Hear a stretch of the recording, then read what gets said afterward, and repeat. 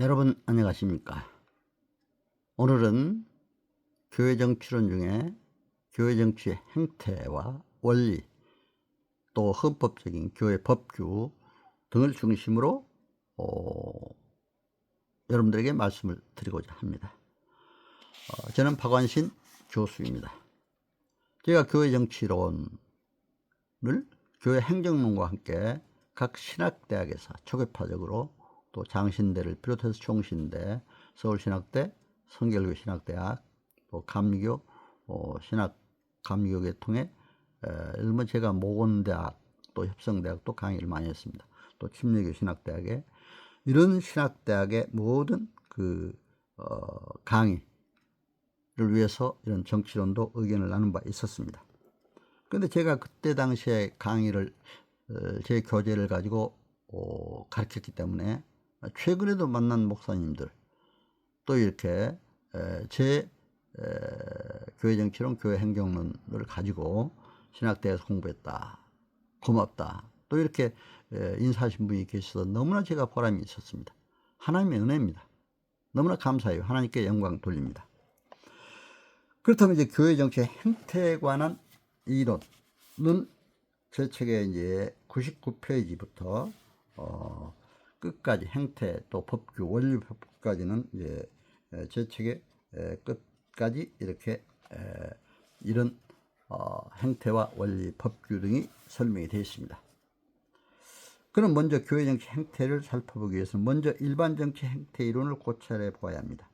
모든 학문은 하나님 맞춤에 근거하여 이루어진 것이므로 정치 행태론 역시 하나님의 진리의 말씀 중심으로 생각해 보는 것이 있어야 합니다. 행태란 뭡니까? 행동과 태도를 의미하죠. behavior, 그렇죠? attitude. 이러한 개념이 바로 행태입니다. 그러니까 우리가 정치 행태란 정치 과정에서 나타난 행동과 태도를 의미하는 것이죠. 이런 의미에서 볼 때 교회 정치 행태란 교회 정치 과정에서 나타난 행동과 태도라고 할 수가 있습니다. 먼저 개념부터 이렇게 정확하게 짚고 나가야 됩니다. 정치 행태로는 정치 조직 내의 인간 행위를 연구 대상으로 하는 학문이므로 교회 정치 행태를 고찰하기 위해서 인간 행태에 관한 이론들이 어떻게 전개되고 발전되어 왔는가를 살펴봐야 합니다. 심리학자들은 철학자, 신학자, 정치학자 및 여러 사회과학자들 또는 일반 과학자들과 같이 인간 행태를 평가하기보다는 오히려 그 행태, 즉 행동과 태도를 분석하고 체계 있게 기술하고 예측하려고 시도해 왔으므로 본서에서도 관료 행태 분석의 기본이 되는 인간 행태에 관한 개념들을 검토하기 위해서 심리학적 접근 방법을 선정하여 그 대표적인 이론을 중심으로 개념 분석의 기초로 삼기로 했습니다. 심리학적 접근에서 최근의 대표적인 이론은 신행태주의입니다. 이것은 새로운 학파도 아니고 종래의 행태주의 단순한 수정도 아닙니다. 본래 신행태주의는 워드슨에 의해서 연구되고 주장되기 시작했습니다. 그에 의하면 현대 심리학은 객관적으로 관찰하여 측정할 수 있는 행태를 기술할 수 있도록 행태과학으로 발전해야 하며, 또한 인간 행태 자극과 반응을 기본 개념으로 선정하고 경험적 분석을 통해서 이해할 수 있다고 주장을 했습니다. 그래서 이러한 행태, 우선 학자들의 여러 가지 이런 이론과 관련해서 인본주의 행태론이 있습니다. 인본주의 행태론이라는 것은 인간이 진실로 인간으로 출생한 의미와 가치, 그리고 인간의 존엄성을 규명하여 이해하기 위한 학문이라고 이렇게 할 수가 있습니다. 따라서 이것은 조직 행태 이해에 큰 영향을 미칠 뿐 아니라 특히 동기부여에, 또 관리 이론에 의한 인간 자원 개발 방법과 이해, 기술적 체제론적 측면에서도 큰 영향을 미치고 있습니다. 인간의 존중성을 이제 주장하는 사상으로서 조직 행태 이론 전반에 영향을 미치고 있습니다. 그와 같은 영향력을 나타낼 수 있었던 요인은 조직 행태 이론의 성립 시기가 공업기술 만능시대의 종말과 관련이 있었기 때문입니다. 그러면 이제 이렇게 생리적, 심리적 요소 개념으로서 생리적 요소는 인간은 그의 행동에 중요한 생리적 자질을 가지고 있습니다. 사실 심리, 생리가 행동을 좌우해요. 출생 순간부터 학습, 지각, 동기가 인간 행동의 한 부분으로 작용하는 것이 아니고 통합된 것으로 작용한 행태 이해에 대단히 중요한 역할을 한다, 이렇게 볼 수가 있습니다. 심리적 과정과 성격을 인간의 본질의 부분으로 인식하는 것은 인간을 유전적이거나 또는 생리적으로만 엄격하게 해석하는 것에서 새로운 출발을 의미하기도 하는 것입니다. 이렇게 행태도 심리학적으로 또 다양하게 우리가 분석할 수 있어야 된다.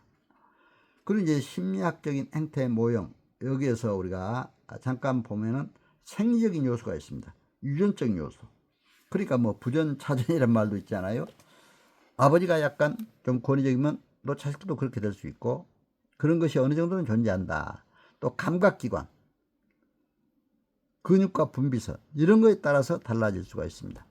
또 심리적 요소로서는 심리적 과정이 있죠. 지각을 어떻게 하고, 학습 과정을 어떻게 하고, 동기가 어떻게 되고, 성격이 어떻고, 그 성격 발전이 어떻고, 구조가 어떻고, 이런 거에 따라서 어떤 행태가, 정치적 행태가 달라질 수가 있다. 그렇죠? 심리적 이러한 그 요소에 따라서 달라질 수가 있다. 또 환경적 요소에 따라서도 달라질 수가 있습니다. 왜냐하면 환경은 주변 정치 환경, 사회 환경, 문화 환경, 모든 환경에 따라서 심리가 달라질 수가 있잖아요. 그러니까 교회 행태도 달라질 수가 있다.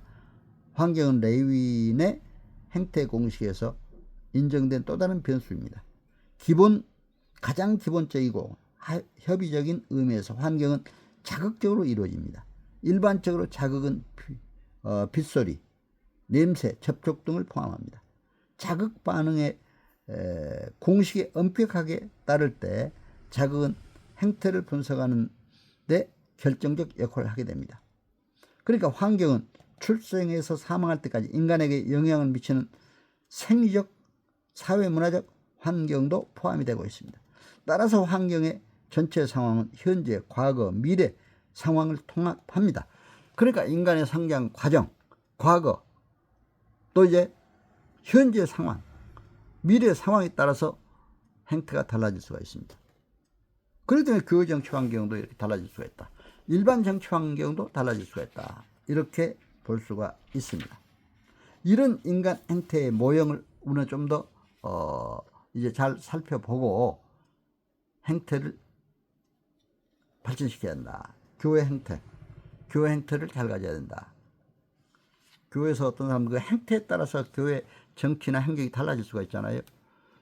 과연 지도자가 권위적이냐, 또 자유방임적이냐, 민주적이냐, 또 지도자가 아주 사랑으로 겸손하냐, 아니냐에 따라서 행태가 많이 달라집니다.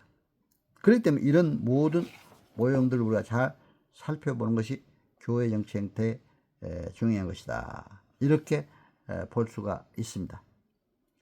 그래서 이제 이러한 그 일반 정치 행태의 여러 가지 변수는 개성이란 특정인의 가치관, 사고, 감정, 행동의 결정 요인입니다.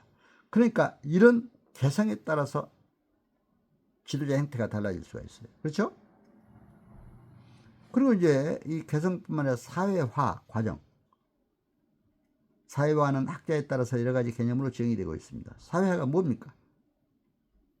사회화는 집단의 형성 과정 또는 관계 형식이 형성되는 과정으로 사용되고 있습니다. 그렇기 때문에 이 사회화 과정, 이것도 행태 형성에 중요하다. 이렇게 볼 수가 있습니다. 그것도 정치 문화란 뭡니까? 정치 문화도 우리가 잘 이해해야 됩니다. 개인이나 그 개인이 집합체인 사회 구성은 사회에 존재하는 정치적, 행정적 가치관입니다. 그러니까 교회 행정에서 교회 행정 문화라고도 할 수가 있습니다. 교회 정치에서는 교회 정치 문화라고 할 수가 있죠. 그러니까 여기에는 여러 가지 이제 볼 수가 있어요. 우리나라의 정치 문화를 보면은 운명주의, 또 가정주의, 권위주의, 정적 인간주의, 의식주의, 비물질주의 등으로 분류할 수가 있습니다. 뭡니까? 운명주의, 아주 운명에 맡기는 그런 것들이 또 많아요. 그건 또 안 되죠. 운명은 얼마든지 바꿔갈 수가 있습니다. 자기 노력에 따라서. 가정주의, 모든 가치가 가족의 유지, 존속과 밀접한 관계를 가지고 있으며 가족 구성원인 개인은 독립적 존재가 아니라 가족 위한 봉사자적 종속적 존재일 뿐입니다. 근데 이 가족주의가, 가족 구성원 단위가 가족 자체이기 때문에 사회 집단보다 중요시하고 개인은 간해에서 상하적 신분 서열에 따라 지위가 결정됩니다. 그러니까 이런 가족에 따라서 상당히 또 밖에 나가면 그러한 모든 정치 문화가 달라질 수가 있어요. 의식주의, 형식주의죠. 어떤 규정이나 원칙만 중요시하는 사람이죠. 형식만. 그것도 안 되죠. 지나치게 형식. 특히 교회 정치나 교회 행정은 사랑이 있어야죠. 겸손, 사랑, 온유, 이런 것이 앞서야 한다 생각이 됩니다. 셋째, 권위주의, 복종과 지배관계의 결성. 절대적 지배와 맹목적 복종이 인정되는 사회에서 권위주의가 더욱 고조되고 있습니다. 그러므로 지배력을 강조하게 되면 자연히 권위의식이 강해지고 또 피지배계층은 지배자의 권위를 긍정적으로 수용할 뿐 아니라 복종의 윤리가 규범화되게 됩니다. 이건 안 되죠. 그렇기 때문에 이런 지나치게 권위주의가 돼서도 안 된다. 복종과 지배 원리가 돼서도 안 된다. 만약에 지도자가 잘못한 일이 있으면 당연히 또 할 얘기는 해야 됩니다. 그러나 하나님 뜻에 어긋나지 않았을 때는 가능하면 순종하는 게 낫죠. 그렇죠? 그러나 하나님 뜻에 어긋나서 했다든가 이렇게 하면 거기는 또 할 얘기는 해야 된다. 이렇게 생각이 됩니다. 동기, 욕구, 모티베이션, 심리 과정에서 이게 참 중요합니다. 동기는 곧 행위자를 위한 전체이며 반면 행위는 동기의 결과가 됩니다. 그렇기 때문에 어떤 동기가 있어서 그 행위를 했느냐 이것도 중요합니다. 그래서 이러한 행태 이렇게 이제 여러 가지를 볼 수가 있습니다. 그렇다면 한국의 정치 행태를 보면요, 한국 교회 역기능적 정치 행태 또 순기능적 정치 행태가 있습니다. 한국은 전통적으로 기독교가 전래되기 전까지는 유교, 불교, 도교, 샤머니즘의 영향을 받아서 정치 행태가 아주 형성됐다고 볼 수가 있습니다. 그래서 운명주의, 가족주의에 따른 분파성 행태, 권위적 행태, 또 인간주의 행태, 의식주의 행태 등이 상당히 지배했습니다. 그러나 기독교가 전래되면서 이러한 전통 문화적 행태는 많이 변화되고 있지만 그러나 아직도 한국 기독교인의 내면 심리 속에는 전통 문화적 행태가 자리 잡고 있음을 보게 됩니다. 그래서 우리가 하나님 중심의 하나님 나라 실현을 위한 행태로 바꿔야 된다. 이렇게 생각이 됩니다. 저는 이런 교회의 여러 가지 행태에도 잠깐 비교 설명을 해봤습니다. 그래서 이러한 정치 행태를 보았고요.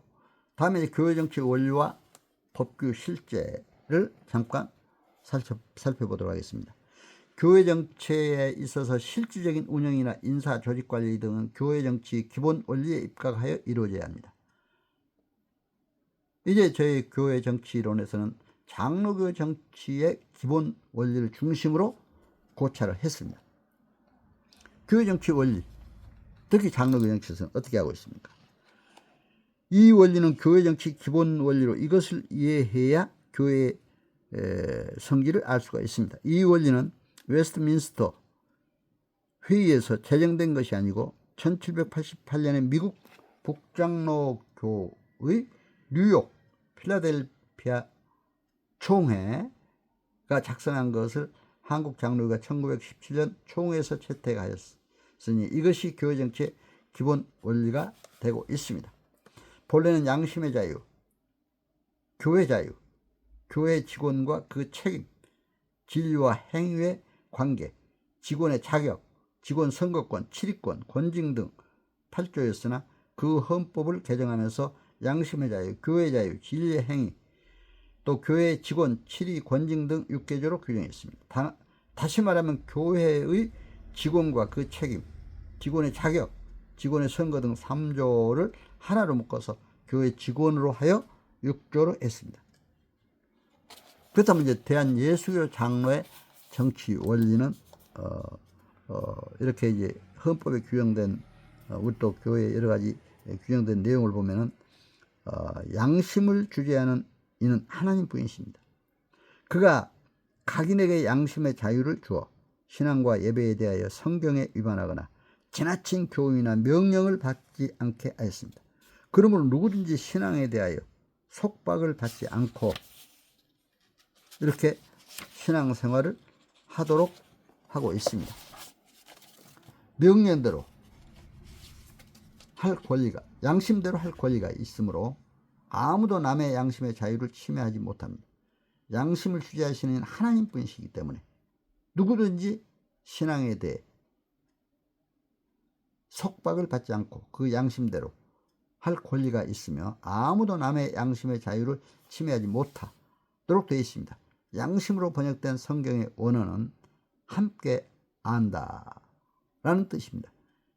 양심을 통해 공통의 사실을 인식하는 말이 되고 있습니다.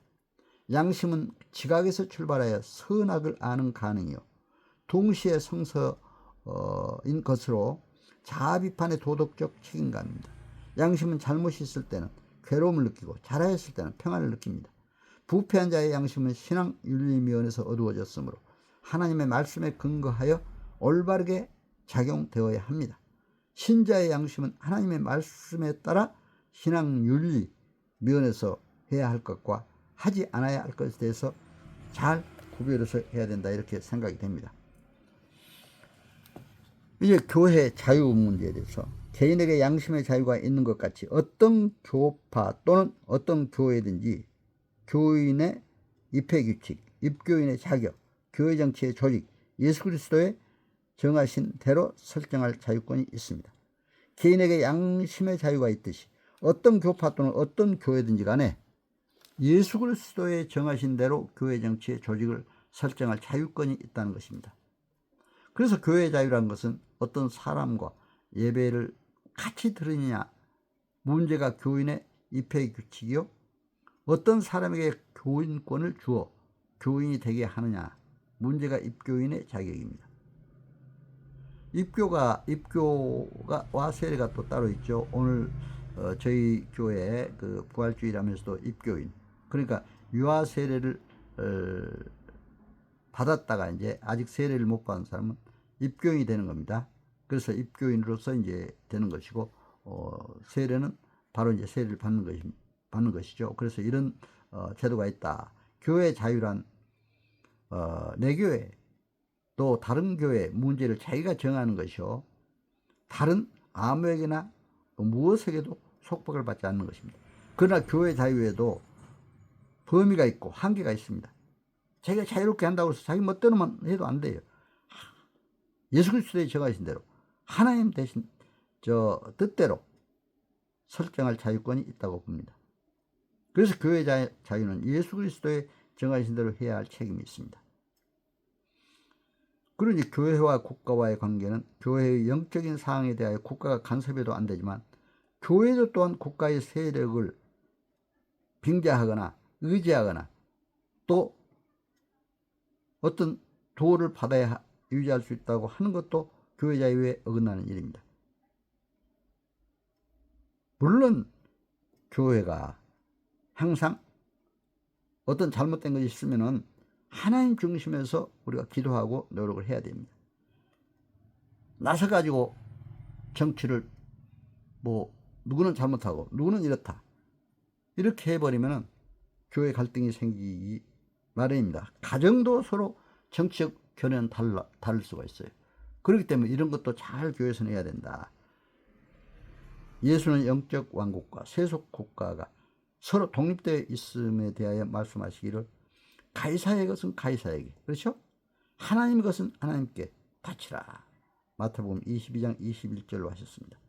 내 나라는 이 세상에 속한 것이 아니라 요한복음에 바로 18장 36절에 규정하고 있습니다. 교회와 국가는 서로 다른 부분을 인정하면서 관련된 부분에 있어서는 상호 협력하여 하나님의 경륜과 영광을 나타내야 합니다.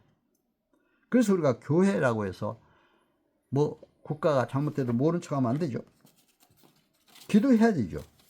교회가 먼저 나서서 기도하고 우리 교인들이 먼저 자신의 잘못을 회개하고 참회하면서 교회 국가가 발전하기를, 국가가 바로 가기를 바라는 이런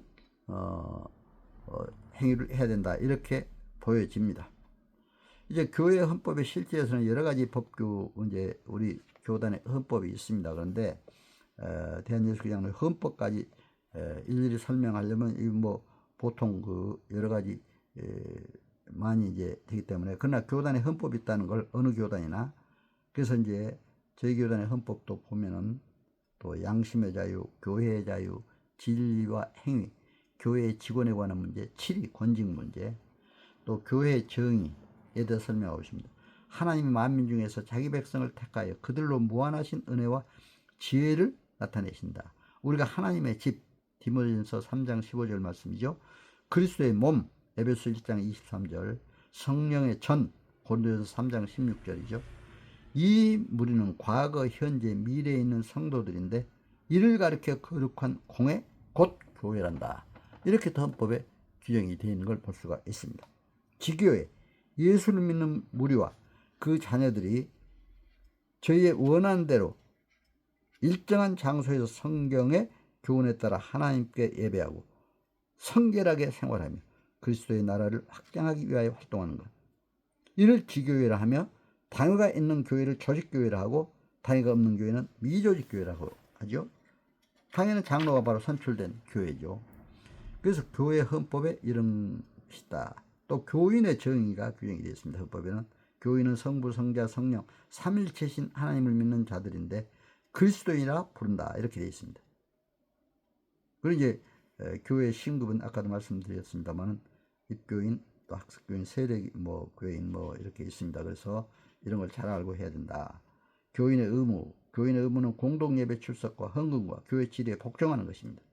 그래서 우리가 장로가 되거나 또 이제 어떤 항존직 될 때 또 이제 선서도 하고 교회에 복종하는 선서도, 하나님 나라에 복종하는, 또 성도들도 이 치리에 복종하는 그런 선서를 함께 하게 됩니다.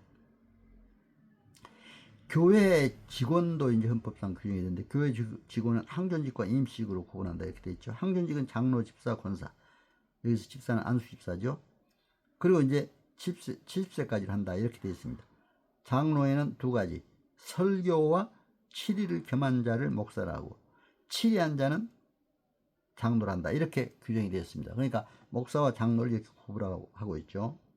그리고 임시직은 전도사와 서리 집사이며 그 심무 기간은 1년이요 연임할 수 있다, 이렇게 되어 있습니다. 그래서 이제 목사, 장로 이런 개념도 헌법에 이렇게 다 규정이 되어 있다, 이렇게 볼 수가 있습니다. 그 이외에 이제 여러 가지 헌법에 당회 운영상, 뭐 노회 문제 헌법에, 또 총회, 이런 규정이 우리 헌법에 규정이 다 되어 있습니다. 그리고 이제 교회 재산은 어떻게 관리하느냐, 그래서 유지재단에서 또 이런 재산 관리를 하고 있죠. 그래서 이렇게 되어 있다. 그래서 교회 헌법에 이러한 규정들이 되어 있기 때문에 여러분들 교회 헌법을 보면 또 교회 정치 이론에 대해서 우리가 잘 알 수가 있습니다. 오늘 이 시간에는 교회 정치론 중에서 교회 정치의 행태, 원리, 또 헌법적인 교회 법규에 관해서 여러분들과 함께 말씀을 나눴습니다. 여러분, 교회 정치론, 교회 정치 행태, 원리, 법규, 오늘 이렇게 잘 청취해 주셔서 감사드립니다. 여러분 각 교회에서 교회 정치론, 교회 행정론 잘 섭렵하셔서 교회가 하나님 나라 확장에 기여하는데 또 발전하는 교회 되도록 기원합니다. 여러분 건강하시고 행복하시길 기원합니다. 감사합니다.